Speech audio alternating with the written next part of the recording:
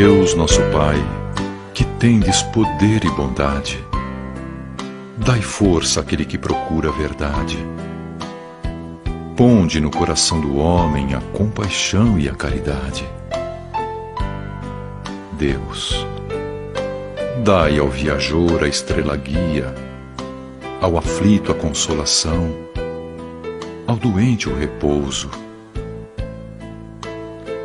Pai, dai ao culpado o arrependimento, ao espírito a verdade, à criança o guia, ao órfão o pai. Senhor, que vossa bondade se estenda sobre tudo o que criastes. Piedade, Senhor, para aquele que não vos conhece, esperança para aquele que sofre. Que vossa bondade permita aos Espíritos Consoladores derramarem por toda a parte a paz, a esperança e a fé. Deus, um raio, uma faísca do vosso amor pode abrasar a terra. Deixai-nos beber nas fontes fecundas e infinitas, e todas as lágrimas secarão, todas as dores acalmar-se-ão.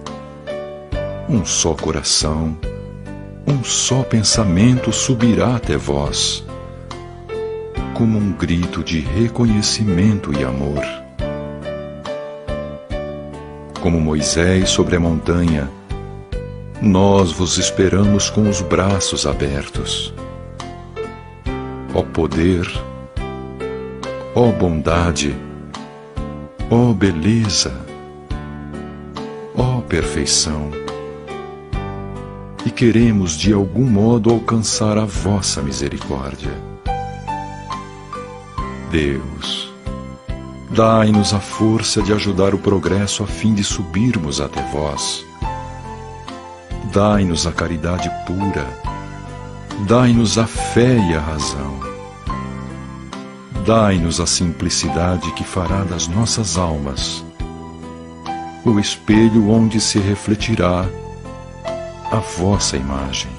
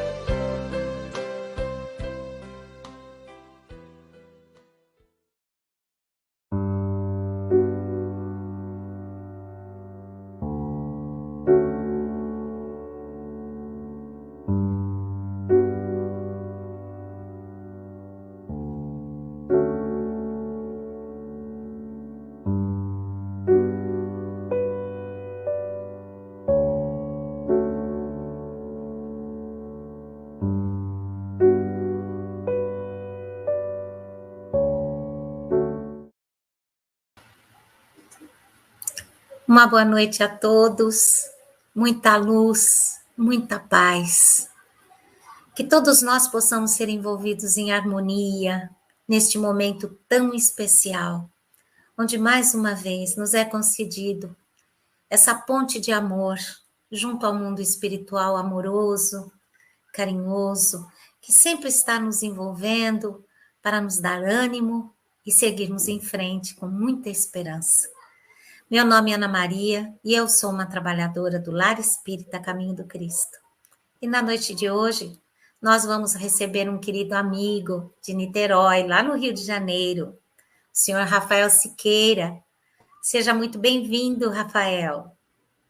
Muito obrigado. Boa noite a você, Ana Maria, a Eulália Bueno, que eu sei que está nos nossos bastidores, a todos os amigos que já estão aí nas nossas redes sociais. Sim, a esses queridos amigos multiplicando esse momento tão especial. Então, o Rafael, ele é um trabalhador da Sociedade Espírita Fraternidade, lá em Niterói, no Rio de Janeiro. E hoje ele vai trazer o tema Um Sentido para a Vida, que é muito especial neste momento, não é? Neste momento em que nós vivemos essas tantas tribulações e, por vezes, nos sentimos desanimados.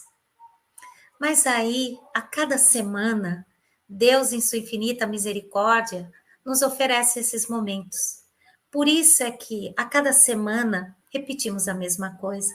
A importância que é deixarmos tudo mais de lado e nos comprometermos, deixar que a nossa mente seja envolvida por essas energias. Não estamos na nossa casa espírita física e o nosso lar se torna esse ponto de luz, se torna a casa espírita. Com toda certeza, a espiritualidade amiga tão amorável está adentrando ao lar de cada um de nós e nos fazendo um chamamento para refletirmos sobre a nossa existência e fazermos essas grandes mudanças tão necessárias. Agradecemos imensamente ao Rafael por ter aceito o nosso convite e agora vamos fazer a nossa prece. Deus de misericórdia infinita, Jesus, mestre amigo, mestre de nossas almas, mais uma vez a tua misericórdia nos visita, nos relembrando dos teus ensinamentos, da tua lei do amor. Te pedimos, Senhor, na noite de hoje, que possamos arregimentar em nós forças para estarmos plenamente contigo, que possamos nos entregar em teu regaço, em confiança, aurir dos ensinamentos, refletir, meditar sobre eles e colocá-los em nossa existência, nesse momento que se faz tão necessário. O tempo urge, então que possamos aproveitar plenamente. Estamos sendo chamados a grandes coisas, às mudanças, para ajudar nessa transição planetária. Então, que através desse momento, entendamos a importância que é a nossa participação, o nosso empenho. Leva as energias de amor, multiplicadas até todos os nossos irmãos que nesse momento, Senhor, passam por alguma tribulação. E ampare e abençoa o nosso querido amigo Rafael, neste momento da realização da tarefa. Gratidão, Senhor, sempre. Que assim seja. Uma ótima tarefa, meu amigo. Meus queridos amigos, minhas queridas amigas, que alegria poder estar com vocês na noite de hoje. Eu desejo a todos momentos de paz, momentos de reflexão e que Jesus, o amigo de todas as horas, possa nos envolver e nos manter em sua paz. Eu gosto muito de conversar com as pessoas, porque a razão de ser das nossas lives é a presença de cada um de vocês. Então eu cumprimento os amigos da TV CECAL, lá nas terras do Sul. Cumprimento os amigos que estão nos ouvindo e nos ouvirão pela Web Rádio Fraternidade. Cumprimento Eulália Bueno, que já cumprimentei, mas cumprimento uma vez mais. Cumprimento ao canal Espiritismo e Mediunidade, aos queridos amigos da Casa Espírita, que hoje estamos com vocês, Lar Espírita Caminho do Cristo.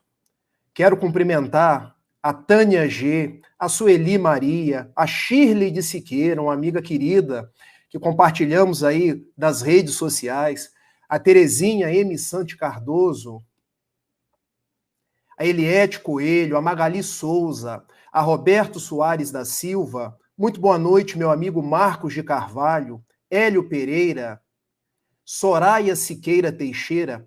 Bom, eu acho que eu cumprimentei todo mundo que estava aqui no nosso chat, mas deixo também os meus cumprimentos para aqueles que não trouxeram suas mensagens, mas já estão sintonizados conosco, e também para aqueles que nos verão a posteriori.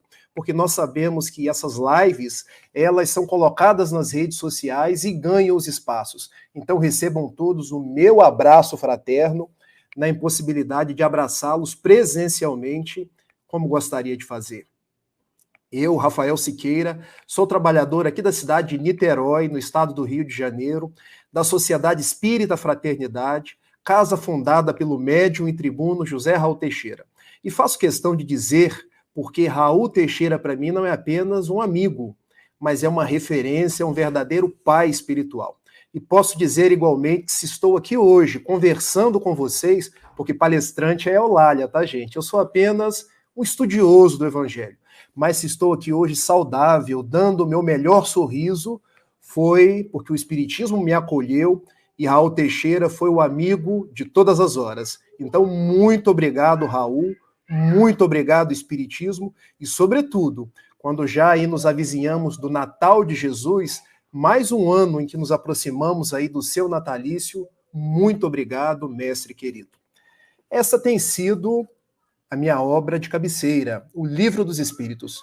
E cada vez que abro essa obra, em quaisquer uma das 1019 questões, eu me dou conta de alguns aspectos que tinham passado despercebido nas mais variadas leituras que eu já fiz. E quando abro a questão de número 132, que tenho certeza é do conhecimento de todos vocês, Allan Kardec indaga aos imortais: qual o objetivo da encarnação dos espíritos?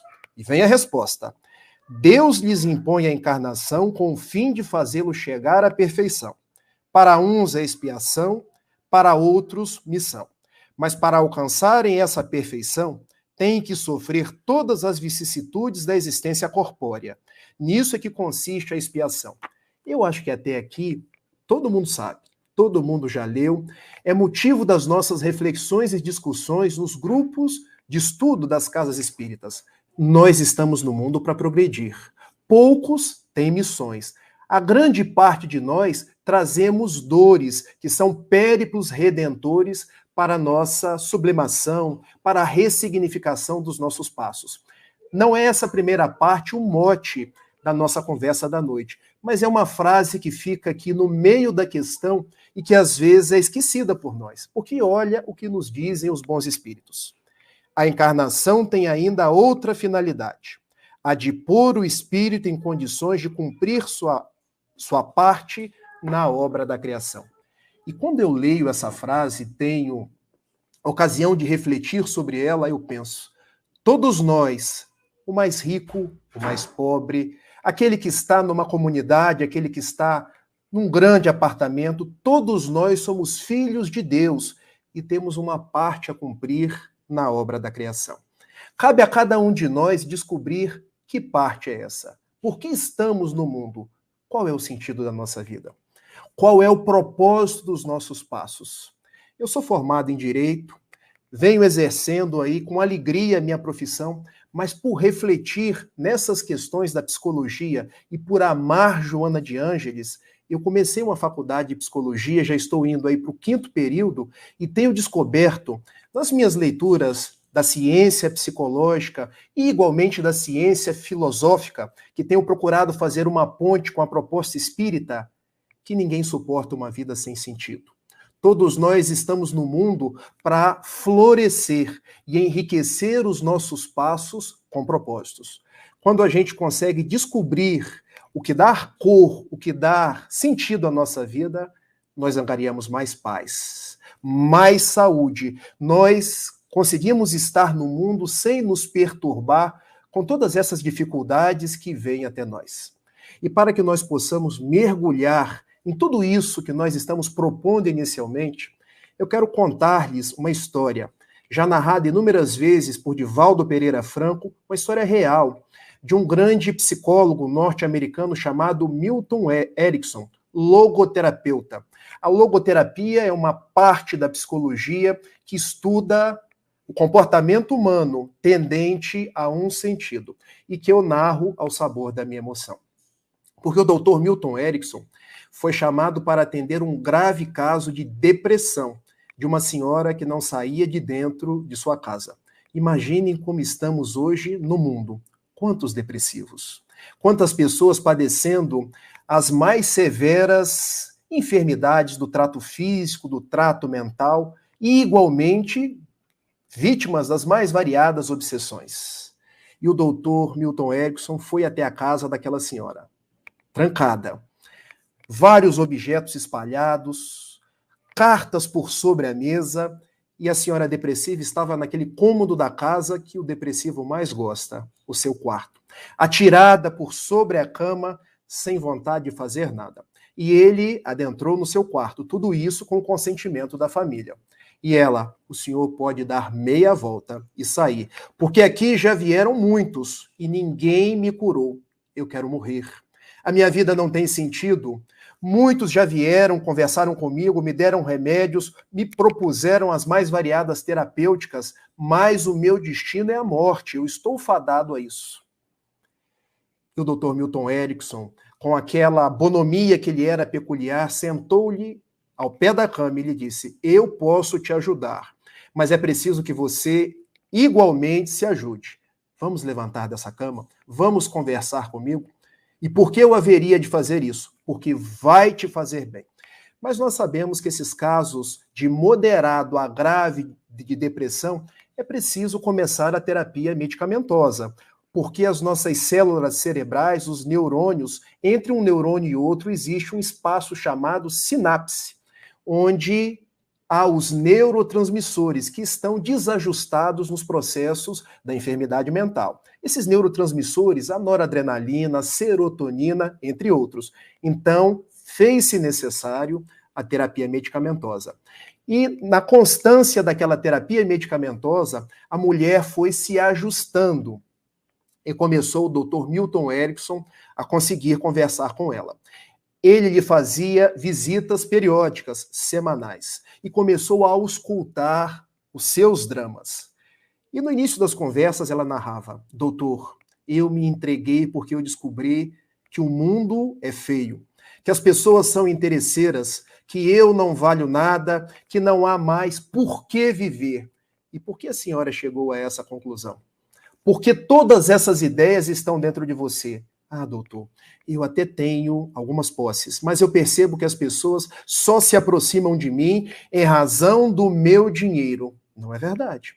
Isso é uma percepção sua. Vamos, fale mais, conte-me mais da sua vida. E ela foi falando aos pouquinhos, narrando os seus dramas, foi se abrindo àquela conversa que nós sabemos ser uma conversa terapêutica. O Dr. Milton Erickson, num dos dias que saía de sua casa, ele deu-se conta que por sobre a sua mesa havia as mais variadas correspondências e que, igualmente, ela tinha um cômodo da casa onde ela guardava as mais inúmeras violetas. E ele pensou: está aqui como eu irei tratar dessa senhora, porque ela diz não gostar de ninguém, diz não gostar da vida, mas gosta das flores.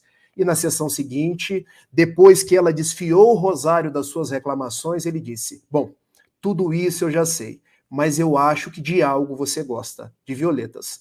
Como assim? Como o senhor sabe? Bom, passando até aqui, onde nós estamos conversando, eu vi que existe um jardim de inverno, onde você tem algumas violetas.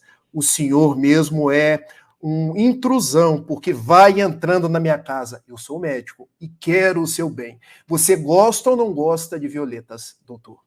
Se não fosse pelas minhas violetas, eu já teria morrido. Porque eu me levanto todos os dias e vou conversar com elas. Coloco um pouquinho d'água, porque violeta não gosta de muito. E pergunto: você está bem? Doutor, você acredita que eu converso com as violetas? Eu acredito não. Eu tenho certeza da nossa capacidade de interagir com outro ser vivo, e a planta existe ali um princípio vital. Eu tenho pacientes que conversam com cães, que conversam, enfim, com suas plantas, e você conversa com violetas. Mas me narre, como são essas conversas? Ah, doutor, eu fico durante horas conversando com elas, querendo saber como elas estão, se elas querem um pouquinho mais de água, se elas querem um pouquinho mais de sol. E o médico: eu tenho uma proposta para te fazer. Eu vejo que na mesa da sua sala existem as mais variadas correspondências. e você não abre nenhuma? Não, doutor, porque são pessoas chatas, são pessoas que vão me chamar para sair, para ir no restaurante, tá tudo lá. E já parou para pensar que são pessoas que podem estar tristes iguais a você? Depressivas do mesmo jeito que você?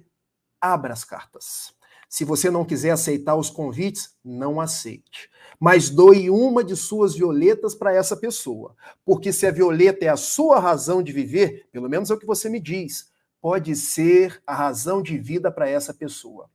E por que eu faria isso, doutor? Não me responda agora. Na nossa próxima sessão, você me responde. E chegou a próxima sessão, doutor, eu vou fazer. E a mulher levantou-se da cama. Já abria as cartas, recebia convites para sair, recebia convites para os mais variados programas, não aceitava nenhum, mas doava violetas. E o médico, dentro da sua proposta, pedia aos familiares, chame ela para tudo. Chame e façam os mais variados convites. Eu preciso que ela receba cartas. Um dia, quando estava chegando para a terapia daquela semana, a mulher estava atrás da porta. E o médico abriu, ela com o olhar esgazeado. Doutor, o senhor não sabe. O quê? Eu fui fazer o que o senhor me pediu, acabaram as minhas violetas. Como vai ser agora a minha vida sem as minhas violetas? Pois muito bem, nós vamos até a floricultura ali na esquina, porque lá vende violetas. Bom, o senhor não sabe que eu não saio da minha casa, eu não sei nem quantos anos. Mas por que a senhora não sai? Ah, porque eu não quero ir na rua. Pois muito bem, vamos hoje, eu e você. E deu o braço àquela senhora. Doutor, que intimidades são essas? Que irão pensar se eu der o braço para um homem e ir até uma floricultura? Bom, o que os outros vão pensar, eu não quero saber, mas nós vamos. E ela saiu de casa depois de muitos anos pela primeira vez. O sol, tal qual aquele sol na estrada de Damasco, cegou Saulo, que se fez Paulo. Ela disse, doutor, eu acho que eu estou cega. Não, você não está cega, não. A sua retina se acostumou ao tom grisê da sua casa. E agora os raios do sol estão lhe incomodando. Mas é por pouco tempo, daqui a pouco você enxerga de novo. E foram à floricultura e compraram as mais variadas violetas, e ela já não tinha tempo para ficar deitada mais, tomava o seu remédio, conversava sobre os seus dramas, recebia cartas, não atendia, e doava uma de suas violetas. Era o movimento. A sua vida já tinha um novo tônus, já tinha uma nova proposta. E um dia, o doutor chegou na casa dela e ela agora estava num misto de assustada com irrequieta. Doutor, o que se passa? Bom, sempre que acabam as minhas violetas, eu vou até a floricultura. Mas ontem aconteceu um fato que eu preciso lhe narrar. Pois me narre. Doutor, mas eu estou assim um tanto pesarosa, com vergonha de te contar. Ande, mulher, abre essa boca, eu sou médico, eu já escutei os mais variados casos. Eu comprei as violetas. E quando eu ia pagar, o dono da floricultura olhou para mim e com o olho direito deu uma piscada. E eu pensei, mas que intimidade é essa? Que homem danado! E o que você fez? Doutor, eu não sabia o que eu ia fazer. Eu esqueci de pagar, deixei a violeta para trás, eu saí correndo pela rua, depois eu voltei, paguei, esqueci a flor, eu fiquei indo e vindo até que eu paguei, peguei a violeta e vim para casa para conversar com você. O que você acha disso, doutor? Que homem é esse? Bom, ele deu apenas uma piscada, que você pode retribuir ou não, porque as pessoas no mundo se relacionam. Você é uma mulher solteira, eu imagino que ele seja um homem solteiro. E por que não? Você, se quiser, retribui. Se não quiser, é a vida que segue, porque você está viva. Pense nisso. O médico foi. Na semana seguinte, ele abriu a porta e ela já estava, doutor, eu vou te contar depressa porque eu estou agora ansiosa. Ele piscou. E você? Eu abaixei, corei de vermelha, mas levantei e com o olho esquerdo eu pisquei. Ah, doutor. Ele mandou um papelzinho no meio das violetas, me chamou para jantar. E o que você fez? Bom, eu vim perguntar para você se me convém ir jantar com ele. Minha filha, eu sou seu médico, eu não sou seu coach amoroso. Você que tem que saber se vai jantar ou não com ele. Ah, doutor, eu vou aceitar. então vá. Mas se ele tomar determinadas intimidades, quando um não quer, dois não brigam. E foi jantar. E na semana que vem contou de como foi esse encontro e disse: doutor, ele me pediu em namoro. O que você acha? Bom, quem vai namorar é você. Eu já tenho a resposta, doutor. Eu aceito. E começou a namorar o floricultor, o tempo passou, ela já não ficava em casa mais, já começou a sair, o médico foi desmamando dos remédios e ela deu-se conta de que a vida dela tinha um sentido. Ela começou pelas violetas, que foi o primeiro start das violetas. Ela percebeu que outras vidas poderiam ser tristes iguais a dela. Começou a doar do seu tempo, começou a doar das suas coisas, saiu para conversar com as pessoas, arrumou até um namorado. E o final da história? Ela permanece junto com aquele floricultor, doando violetas para todas as pessoas. E na cidadezinha americana, onde ela falece anos depois, ela ganha uma lápide no cemitério da cidade. A Dama das Violetas. Meus amigos, todos nós somos damas e homens de violetas, porque nós estamos no mundo por um compromisso de amor, por um compromisso de ser útil. Nós estamos no mundo não para deixar que o tempo vá enferrujando as nossas possibilidades, porque quando a gente se dedica à hora vazia, isso aí vai nos convidando às angústias, às ansiedades, às depressões, e tudo isso tendo aquele fator comum que nós espíritas estudamos no Livro dos Médiuns, que é a obsessão. Mas quando estamos em movimento, quando estamos alegres, vivazes, espargindo o bem e fazendo a nossa melhor parte, dando um sentido à nossa existência, nós estamos preenchendo o nosso tempo e sendo convidado pelas nossas atitudes a ter paz, saúde e alegria de viver. Daí eu entendi o que os bons espíritos quiseram nos dizer com a questão 132 do Livro dos Espíritos, quando propõe que todos nós temos uma parte a cumprir na obra da criação. A parte daquela senhora era doar violetas. A minha parte, quem sabe, pode ser conversar de Jesus com vocês. Eu que já fui um jovem, quase um suicida nessa vida, um suicida em potencial. Porque no dia aprazado que eu ia me matar, o homem que iria me emprestar a arma não foi. Que bom. Que bom que eu não me matei. Que bom que eu descobri, na casa de uma tia minha, numa cidadezinha no interior do estado do Rio de Janeiro, chamada Bom Jesus do Itabapuana. Jesus aparece para mim até no nome da cidade. Bom Jesus.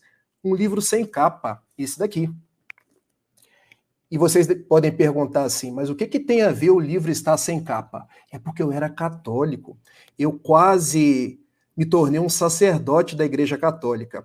E como o livro estava sem capa, eu falei, bom, se tivesse capa e eu lesse Livro dos Espíritos, eu não poderia ler. Mas como não tinha a capa, eu comecei a ler.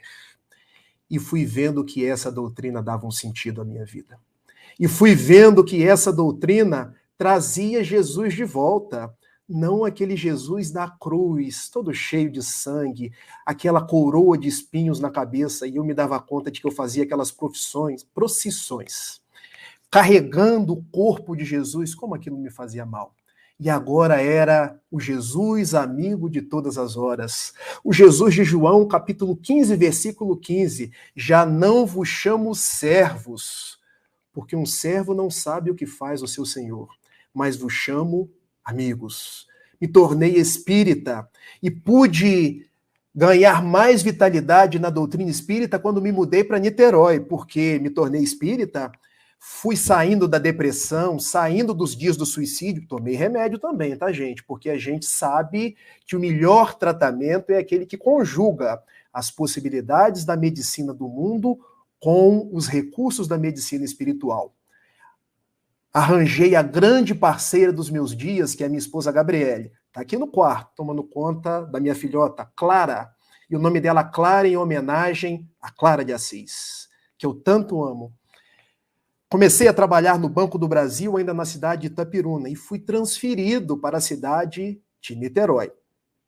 E na cidade de Niterói pude encontrar, numa quarta-feira, 8 horas da noite, um senhor com a tez negra, 2 olhos verdes, que pareciam 2 esmeraldas, que olharam para mim e pareciam me magnetizar. Eu fui falar com ele. Era Raul Teixeira. Meu filho, nós estávamos te esperando para trabalhar para Jesus. Porque Jesus vai recolhendo os filhos transviados pelos caminhos dos séculos e trazendo de volta, trazendo para o seu aprisco hoje, sob a veneranda doutrina espírita, que dá sentido à nossa vida. O suicídio ficou para trás, a depressão ficou para trás. E hoje eu espero que a minha voz chegue na forma de violetas até cada um de vocês, porque eu não tenho violetas para dar. Mas eu posso transformar a minha alegria e o meu entusiasmo em flores para falar de um homem incomparável, tal qual referenciado por Ernesto Renan, chamado Jesus de Nazaré. Eu posso falar de uma doutrina que ele nos prometeu lá em João, capítulo 14, versículos de 15 a 17, complementado pelo versículo 26. Se me amais, guardai os meus mandamentos, e eu rogarei ao Pai para que ele vos mande o outro Consolador. Então, hoje nós temos essa doutrina que dá um sentido à nossa vida, um sentido macro, para que na vida particular de cada um de nós possamos ir nos nossos pequenos trabalhos, dando sentido à nossa vida material. Quando eu olho para minha filhota Clara, que bênção, como ela dá sentido à minha casa. Dá alegria aos meus dias, quando eu estou na casa espírita, nos trabalhos de domingo que hoje estão suspensos, às vezes dando comida a um morador de rua, são os filhos do Calvário de Jesus. Quanto de sentido isso traz para a nossa existência. E eu me lembro de um companheiro dos trabalhos de domingo realizados aqui em Niterói, na nossa Sociedade Espírita Fraternidade, o nome dele é Celso. Uma vez ele me deu uma lição que eu nunca esqueci, porque eu perguntei para ele, o que dá sentido à sua vida, Celso? E ele, acordar domingo pela manhã, vir para a casa espírita, lavar panelas. Eu falei, mas você é masoquista, gosta de lavar panelas, e deixa eu dar um detalhe para vocês. Não são panelinhas, são panelões, daquelas que a gente consegue enfiar a cabeça dentro e vai até o ombro. E ele, com aquelas mãos abençoadas, toma da esponja, toma do bombril e lava. E eu perguntei, Celso, por que isso dá sentido à sua vida? Olhe no salão. São os moradores de rua que as pessoas chamam de vagabundos. São aqueles que estão largados pelo crack, pela Maria Ruana, são aqueles que estão esquecidos do mundo, mas não estão esquecidos de Deus, e que vêm até a nossa casa para ter 2 tipos de alimentos. O alimento espiritual, que é o Evangelho de Jesus, e o alimento físico, porque saco vazio não para em pé. Rafael, se eu não lavar a panela, o cozinheiro não faz a refeição. Então eu me sinto útil lavando panelas. E eu quero te confidenciar uma coisa. Eu sei que André Luiz, quando desencarnou, ele passou 8 anos no umbral. E depois foi trabalhar limpando os banheiros. Eu já estou pedindo desde já. Se tiver panelas no plano espiritual, que Deus me conceda lavá-las. Mas que eu não me perca dos caminhos do bem. E os meus olhos querendo lacrimejar, até hoje, porque quando eu me lembro dessa história, nós podemos dar sentido à nossa vida, ajudando as pessoas, servindo. Nós podemos dar sentido à nossa vida, ressignificando os nossos passos, enchendo as redes sociais de conteúdo propositivo, quando lá existe tanta fake news, tantas notícias que assacam contra personalidades alheias. Nós podemos dar sentido à nossa vida. Olha o trabalho que a Eulália Bueno faz. Não tem uma alma encarnada ou desencarnada em Niterói que não a adore. Eu não estou falando isso para a vaidade dela, porque eu sei que ela não o tem. Mas com a sua voz amorosa, suave, eu particularmente gosto quando ela nos lembra de Dona Ivone do Amaral Pereira, dos seus martírios, das suas entregas a Jesus, essa médium notável que deu sentido à sua vida pelos dias da mediunidade. ressignificando um passado de suicídios. Então, nesse restinho de palestra, porque eu empolguei, eu quero trazer aí 5 propostas da veneranda Joana de Ângeles para cada um de nós, que se ainda não encontramos um sentido para a nossa vida, a parte que nos toca na obra da criação, a gente possa pensar nessas 5 propostas de Joana.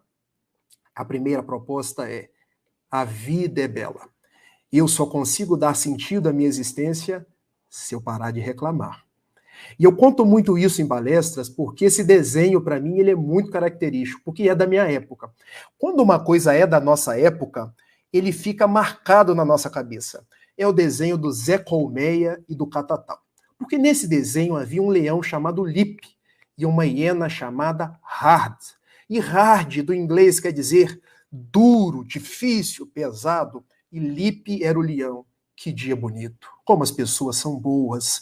Olha, Hard, o que nós vamos fazer hoje? E a hiena, cabecinha baixa. Ó vida, ó céu, ó azar. E tudo que a gente pensa, nós atraímos. O que tinha na cabeça da hiena? Uma nuvenzinha com trovoadas, porque nós criamos a nossa psicosfera. Se nós queremos saber das nossas companhias, basta saber aquilo que nós cultivamos na nossa casa mental. Então, se nós cultivamos reclamações, queixas, a gente está sempre com uma nuvenzinha na cabeça, trovejando. Então, nos diz Joana de Ângeles, a vida é bela. Lembrar de quando Jesus subiu no monte e nos propôs: se os teus olhos forem bons, todo o teu corpo terá luz. Há uma metáfora que os neurolinguistas usam muito, que é a metáfora do copo. Porque muitas pessoas, quando olham para um copo igual a esse, olhar pessimista, não está cheio. Olhar otimista, que bom, tem água, ainda que um pouquinho d'água é capaz de nos dessedentar. Onde que está o diferencial? No copo, na água ou no nosso olhar? Somos nós que fazemos o mundo bonito. Somos nós que vemos a beleza das pessoas, porque achar defeito é fácil. Difícil, mas tarefa cristã é achar qualidades. É ver a parte que exorna no mundo e nas pessoas. E quando nos aproximamos do Natal, é também o momento da gente fazer aí a reflexão do ano que está findando. Porque eu sei que muitos, eu queria acabar logo esse ano, porque ou pandemia, show, ou quarentena, mas a gente pode ver beleza até na pandemia. Porque foram nesses momentos que muitos, no interior dos seus lares, olharam para Jesus. Buscaram na acústica da sua alma repensar os seus passos. Ah, Rafael, mas como é que você fala isso diante de mais de 600 mil desencarnações só no Brasil? Gente, vamos pensar. E aqui sem diminuir a dor de ninguém, porque nós somos solidários à dor das outras pessoas. Mas nós temos esse consolador chamado Espiritismo. Nós não perdemos ninguém. Perder, a gente perde um livro, a gente perde um objeto.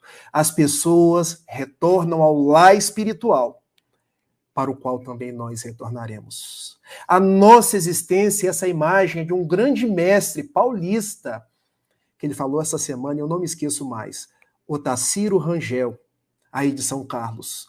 Nós estamos na margem de um rio, e desencarnar é passar para outra margem de um rio. Desencarnar é atravessar. Nós podemos atravessar de Covid, de problema cardíaco, de morte morrida, de morte matada, como se diz no interior, mas um dia nós vamos atravessar. E a beleza disso tudo é que nós permaneceremos vivos e encontraremos com aqueles que não foram, porque o plano espiritual não é lá nem cá, mas é aqui. O plano espiritual é apenas um outro foco de vibrações. Eles vivem, então ver beleza na vida. Em homenagem a Eulália e aos dias de Portugal, lembrar de Fernando Pessoa, quando dizia, nem todos são dias de sol. Mas quando a chuva falta, pede-se. Por isso toma a infelicidade como a felicidade. Assim como quem não estranha que haja rochedos e ervas, e haja planícies e montanhas. O que é importante é ser natural e calmo. Sentir como quem olha, pensar como quem anda. E quando se vai morrer, lembrar-se que o dia também morre. E é bela a noite que fica, e é belo o céu de estrelas. Olha a imagem do poeta português.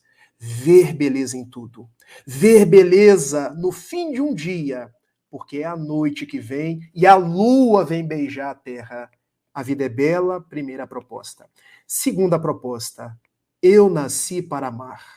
Porque Jesus nos fala em João capítulo 13, versículo 35. Os meus discípulos serão conhecidos por muitos se amarem. Então nós estamos no mundo porque benfeitores da espiritualidade, nossos anjos de guarda, nossos espíritos familiares, e como eu trabalho no Banco do Brasil, eu vou usar uma linguagem de banco, firmaram uma promissória, dizendo assim: eu agora asseguro, o Rafael vai amar. Ele vai deixar esse passado de divisões, esse passado onde as pessoas se espoliavam, se maltratavam, construíam muros. Nós construíamos muros para dividir religiosos, para dividir raças, para dividir ricos e pobres, para dividir aqueles que acreditavam ou não acreditavam em Deus. Mas nós nascemos agora para amar indistintamente, para entender que o outro não é meu inimigo, ele é meu irmão, para desenvolver a fraternidade. Um dia eu perguntei a Raul, por que o nome da nossa casa é Sociedade Espírita Fraternidade? Meu filho, o benfeitor Camilo era franciscano. E irmão em italiano é fratello. E Francisco de Assis criou a ordem dos frades menores, os fratelos, os irmãos. E Camilo, que era um daqueles seguidores de Francisco de Assis, vem no decorrer dos séculos, juntando os brigões, os orgulhosos, e ainda hoje nos junta numa casa e coloca o nome de fraternidade, para que nós não nos esqueçamos que somos irmãos, que nós devemos renunciar ao orgulho, ao egoísmo, para nos amar. Então, se queremos dar sentido à nossa vida, vamos amar. Terceira proposta de Joana de Ângeles, eu nasci para servir. O serviço é o que dá sentido à nossa existência. Vejam a água quando está parada. E eu adoro falar sobre a água, porque a água parada, ela dá bicho, ela dá bactéria, e a água em movimento, ela move moinhos e gera energia. A água em movimento, os navios navegam e escoam a produção. O que nós vamos ser? A água que é foco de doenças ou nos colocar em movimento? Daí, a veneranda proposta da doutrina espírita, conforme acentuado no Evangelho segundo o Espiritismo, capítulo 15, fora da caridade não há salvação. E vejam, não é fora do espiritismo, é fora da caridade. Então, se queremos um sentido para a nossa vida, vamos servir. E não precisa ser grandes coisas que o mundo possa ver ou bater palmas, mas aquilo que está dentro das nossas disposições. Que seja varrer a casa espírita, que seja dar uma mensagem, que seja dar o bom dia para o ascensorista. Eu preciso me penitenciar. Às vezes eu não dou bom dia para o ascensorista, mas ele é um ser humano. Que seja andar menos com aquela cara de 2 de paus. Sabe a cara de 2 de paus? Sempre amarrada. Ter uma cara de mais alegria, de mais afetividade, porque nós começamos um relacionamento com as outras pessoas pela nossa expressão corporal. Percebam, quando uma pessoa vai chegando, a gente já sente a psicosfera e depois a gente sente as expressões corporais dela. Então, vamos servir. Um dia, terminando uma palestra aqui em Niterói, conta Raul Teixeira, uma pessoa chegou para ela, era uma senhora. Raul, pergunta para o benfeitor Camilo qual o sentido da minha vida. E ela esperando que fosse algo grandioso, porque nós espíritas queremos ou falar igual Divaldo, ou ter a mediunidade do Chico, ou ter uma grande obra assistencial para atender ou muitas crianças, ou muitos idosos que sejam. Gente, seria bom, mas será que no fundo disso não está um pouco de vaidade? E o benfeitor Camilo se aproximou e disse assim a Raul Teixeira, meu filho, a nossa irmã, quando vinha para a palestra hoje, ela parou num sinal. E ela confirmou, parei. E um deficiente visual veio até você, bateu-lhe no ombro e lhe pediu, me ajuda a atravessar a rua? E o que você respondeu para ele? Eu não posso porque eu estou atrasada para a palestra. Minha filha, se você já estava atrasada para a palestra, que iria prejudicar perder mais 1 minuto, 2 minutos e ajudar aquele homem a atravessar? O sentido para a sua vida é todas as vezes que alguém te pedires algo, você fazer conforme as suas possibilidades. E não só a mulher, mas todos nós que estávamos próximos recebemos a lição. Tudo aquilo que eu puder fazer com a minha melhor intenção, eu estarei cumprindo o meu compromisso com Jesus. Porque não há ninguém tão pobre que não tenha nada para dar, nem ninguém tão rico que não tenha nada para receber. Quarta proposta da veneranda Joana de Ângeles: o mal que me fazem não me faz mal. O mal que me faz mal é o mal que eu faço, porque me torna um ser humano mau. Então, para eu encontrar um sentido para a minha vida, eu tenho que parar de responsabilizar as pessoas, culpar as pessoas, apontar os dedos em riste, porque ninguém tem culpa de nada. O que chega para mim pela sabedoria da lei de causa e efeito é o que eu preciso. Eu tenho o melhor pai, a melhor mãe. Já agradeceram seus pais hoje? Se estão desencarnados, agradeça a eles pelas fibras do pensamento. Já agradeceram a vida que nós temos hoje? Eu preciso me incluir, porque a nossa vida é um presente de Deus. Vamos parar de responsabilizar os políticos, até porque nós temos os políticos que nós votamos neles. Vamos parar de responsabilizar os vizinhos. Vamos parar de responsabilizar os pais, porque se não fossem os nossos pais, nós não teríamos nascido. E vamos pensar, eu estou no meu melhor momento, na melhor oportunidade de dar sentido à minha vida. E vamos seguir em frente.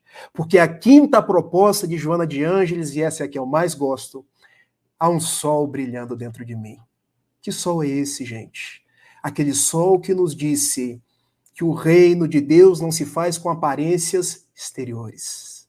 O reino de Deus está dentro de nós, porque é Jesus que pulsa no imo de nós mesmos. É Jesus que brilhou e nasceu na singeleza de uma estrebaria. É Jesus que acolheu uma mulher adúltera quando muitos queriam apedrejar. É Jesus que curou 10 leprosos. Apenas um voltou para agradecer. É Jesus que foi na casa de Zaqueu, que ceou na casa dos publicanos, entre eles Mateus Levi, que ele inclusive transformou em um apóstolo.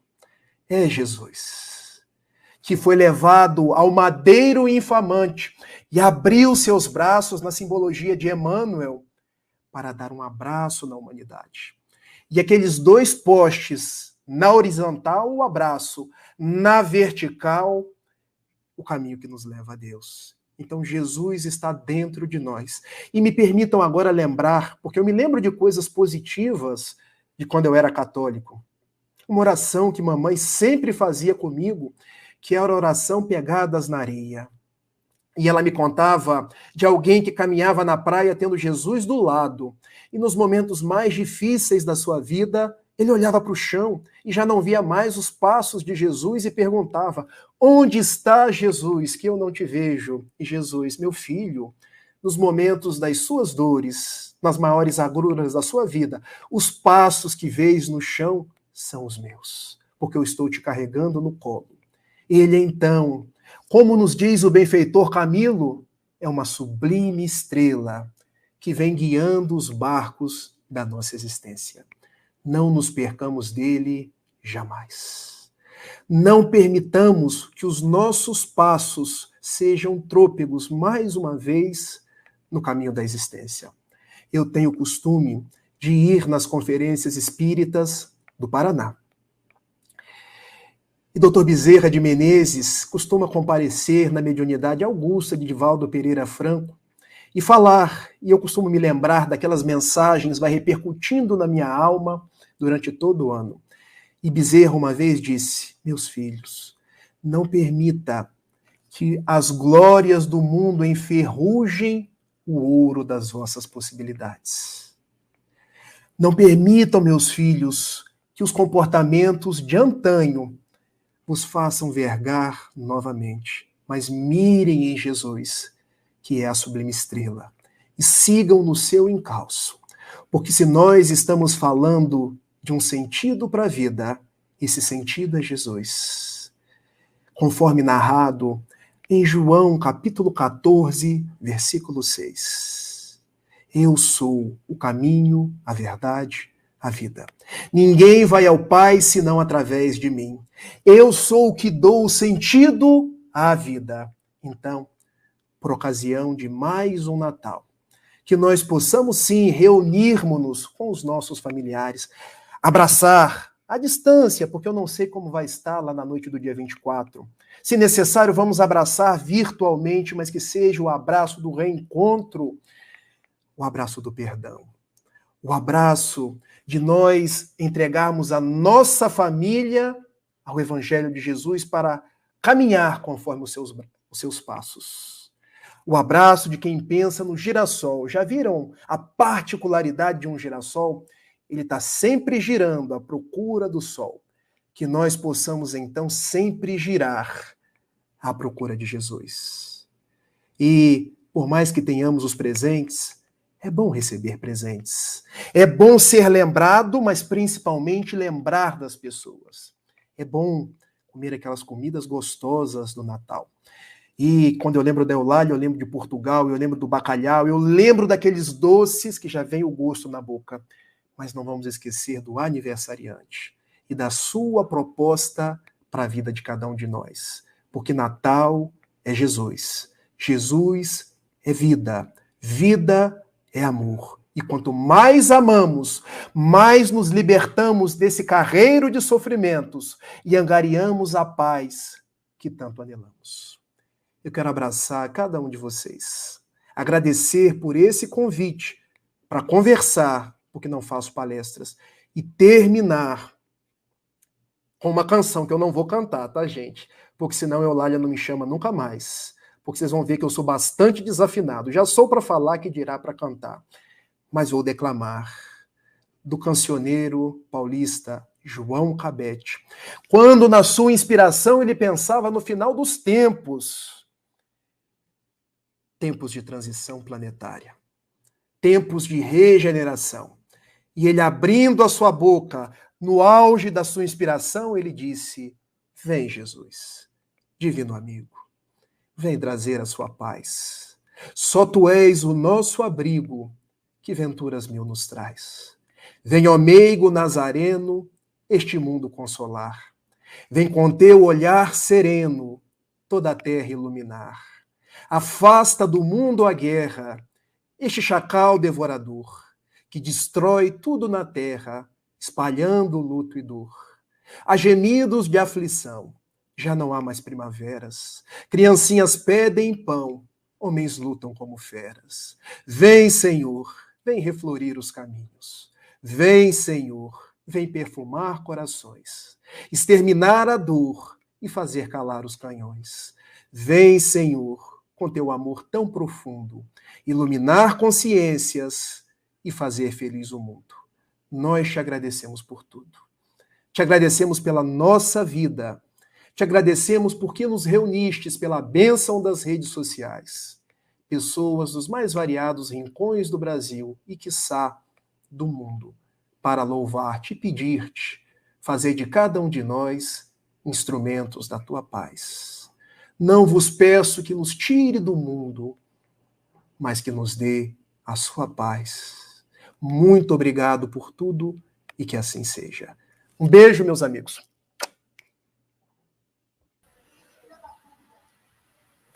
Querido Rafael, foi maravilhoso. Imagina se você fosse um palestrante. Você não acha que é? Para mim, você é. Maravilhoso. Gratidão pela mensagem de ânimo e incentivo, ao qual nós precisamos tanto.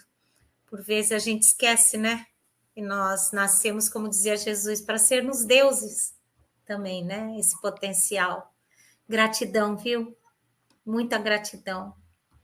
Breve retorno a esse momento.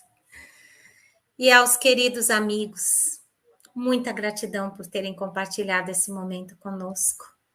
Que essas palavras, essa reflexão tão maravilhosa do Rafael, possa realmente adentrar aos nossos corações, aos nossos sentimentos, e nós possamos colocá-las em atitudes no nosso dia a dia. Todos nós nascemos para ser felizes. A minha amiga Eulália também fala, todos nós nascemos para ser felizes. A infelicidade é um acidente de percurso e a gente tem que saber administrar, tá? Tudo depende do nosso coração. Então, fiquem com Deus. E na semana que vem, quarta-feira, às 15 horas, nós nos encontramos novamente e a palestra será do nosso querido amigo, Sr. Jorge Alahá. Muita luz, muita paz. Jesus ampare a todos nós. Gratidão novamente, Rafael.